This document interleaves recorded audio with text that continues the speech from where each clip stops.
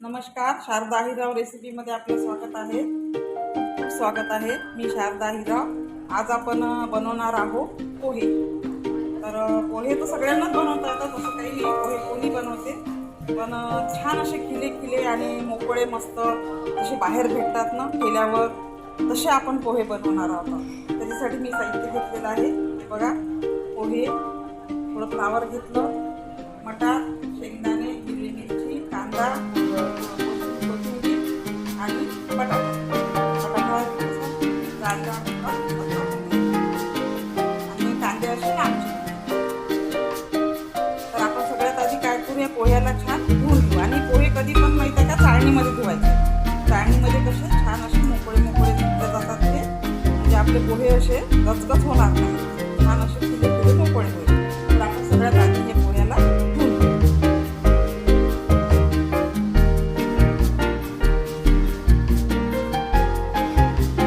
हे बघा, आता पोहे आपण धुवून घेतले छान. आता हे आपलं हे सगळं हे आपण फोडणी करेपर्यंत, कांदा बटाटा आपला सगळं काही होईपर्यंत हे आपले पोहे छान सेट होतात, म्हणजे फोडणी द्यायची. तोपर्यंत हे छान खिले खिले आणि मोकळे होतात. तर आपण आपल्या इकडे फोडणी करूया. इथे मी एक कढई ठेवली आहे. थोडं तेल टाकू.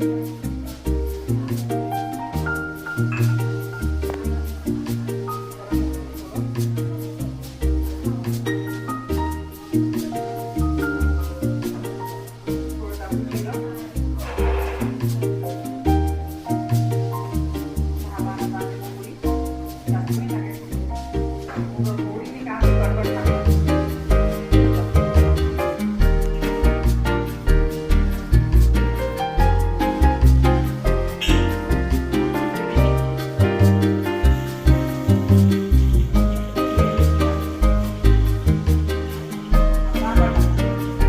बटाटा घालायचा, म्हणजे बटाट्याला खूप वेळ लागतो घालायला. सगळ्यात आधी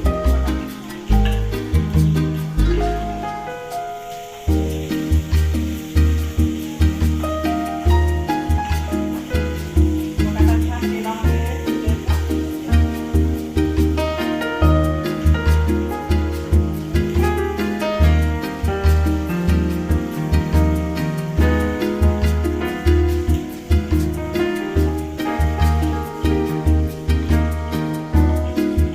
याच्यावर आपण हे फ्लावर पण घालायचं.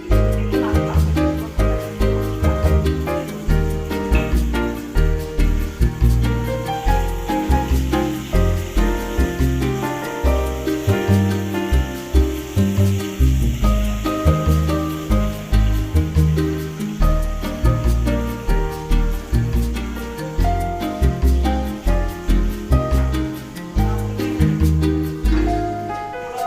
आपलं मीठ घालतो. म्हणजे मिठाने काय होते, बटाटा लवकर शिजू देतो, म्हणून थोडं आपण मीठ घालतो. बटाटा लवकर शिजू देतो.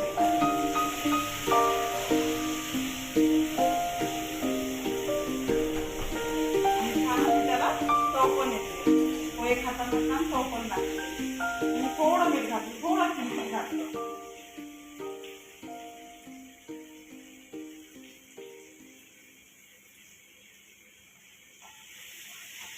तर बटाटा आंबट आलेला आहे आपला.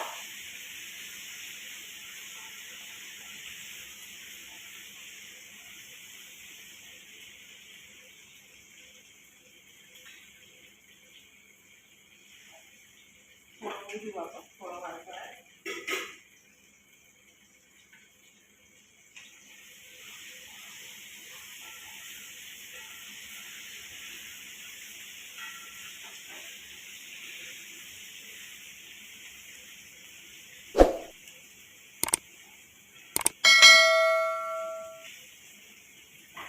सगळं काही पोह्यामध्ये टाकलं की कसे पोहे कसे छान लागतात.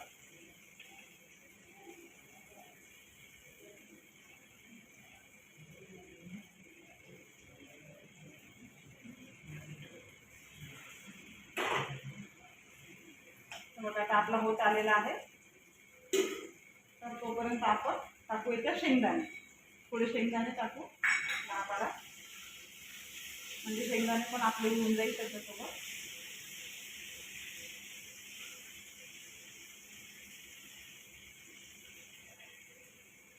आणि आता टाकूया मटार.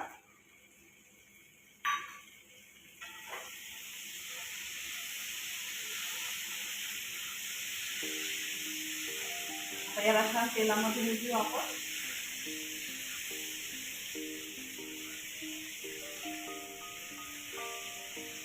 इकडे आपले पोहे पण झालेले आहे बघा. छान असे मोकळे मोकळे झालेले आहे आपले पोहे. असे चाळणीमध्ये धुवायचे नेहमी पोहे, म्हणजे छान होतात असे मोकळे मोकळे. पोहे पण आपले सेट झालेले नाही आता.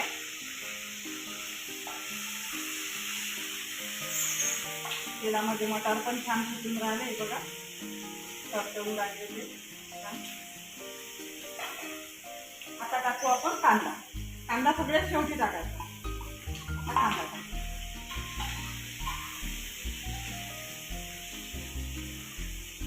आपल्याला कांद्याला जास्त होऊ नाही द्यायचा, म्हणून कांदा सगळ्यात शेवटी घालायचा. कांदा थोडा कच्चावटच छान लागतो पोह्यामध्ये. कांदा सगळ्यात शेवटी घालायचा.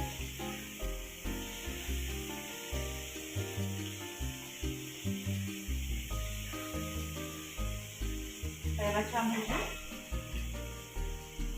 आता याच्यावरती टाकू आपण हळद. थोडी हळद टाकू. आता मीठ टाकू. हे बघा, आता पूर्ण आपल्याला जेवढं लागते तेवढं चवीपुरतं मीठ टाकून द्यायचं. आधी आपण थोडं घातलं होतं बटाट्यासाठी. आता पूर्ण मीठ आपण जेवढं आपल्याला लागते चवीपुरतं तेवढं टाकून. आता आपल्याला कांदा तर जास्त होऊ द्यायचाच नाही आहे. कांदा थोडा कच्चावटच लागतो याला पोह्याला. तर आपलं मी आता सगळं फोडणी झालेली आहे तयार. सगळं टाकलेलं आहे आपण. आता टाकू आपण आपले पोहे.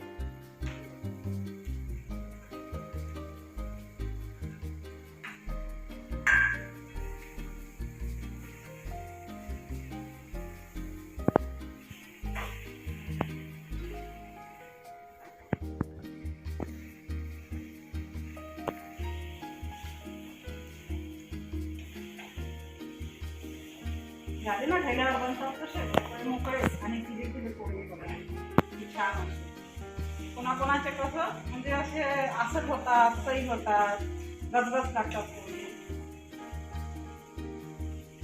आणि याच्यामध्ये सगळं साहित्य घातलं की पोहे कसे खूप छान लागतात. आणि आपल्याला आपल्या पोटामध्ये पण मुलांना पण आपण म्हणजे खाल्लं जाते सगळं काही, म्हणून सगळं टाकायचं ते आहे.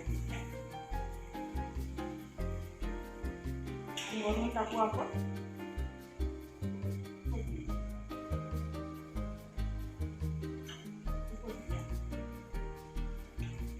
थोडी वाफून द्यायची याला. आणि चवीपुरती टाकू आपण याच्यामध्ये थोडी साखर. चवीसाठी थोडी साखर टाकू.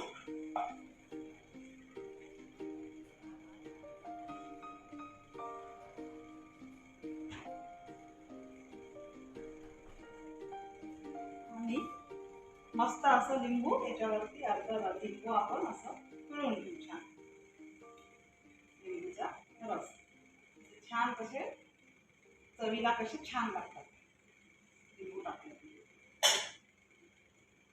बघा छान पोहे झाले आपले तयार. झाले ना, ठेल्यावर भेटतात तसे, त्याच्यापेक्षा खूप सुंदर झाले बघा.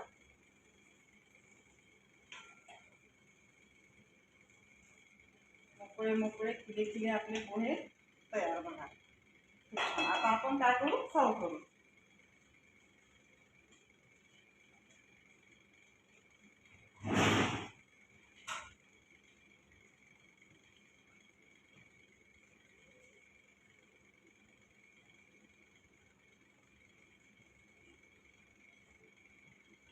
आता हे जे कांद्याची पात आहे ना, आता तुम्हाला आवडीनुसार आपल्या, मला आवडते मी थोडी टाकते अशी वरून टाकायची कांद्याची पात.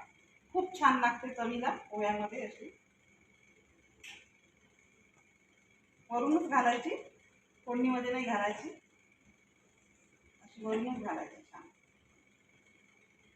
खूप चवदार लागते. तर झाले आपले मस्त पोहे तयार बघा. छान झाले, बिलकुल गचगच नाही झाले, काहीच नाही झाले. मोकळे मोकळे छान खिले खिले पोहे तयार झाले आपले बघा. बिलकुल हॉटेलसारखे एकदम असे त्याला छान सर्व करायचे आणि वरून घालू थोडी आपण याच्यावरती कोथिंबीर.